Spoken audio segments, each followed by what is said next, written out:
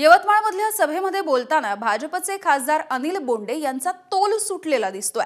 मनोज जरांगे पाटील आणि श्याम मानव यांना बोंडे यांनी कुत्र्याची उपमा दिलेली आहे। याच सभेमध्ये बोलताना बोंडे यांनी शरद पवारांचा उल्लेख 83 वर्षांचा म्हातारा असा सुद्धा केलाय। जरांगे पाटील हे पवारांच्या सांगण्यानुसार बोलतात असा दावा सुद्धा बोंडे यांनी केलेला आहे।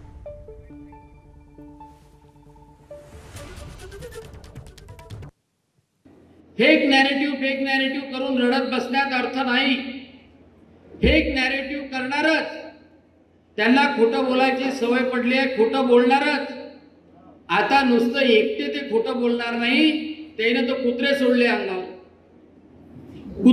अंगावर, एक श्याम मानवच्या रूपात सोडला की देवेंद्र फडणवीसाबद्दल वाईट बोल, एक मनोज जरांगे सारखा सोडला, माहिती आहे ना मनोज जरांगे सारखा सोडला की काही बोलू नको। आतापर्यंत मराठा मुख्यमंत्री किती होते?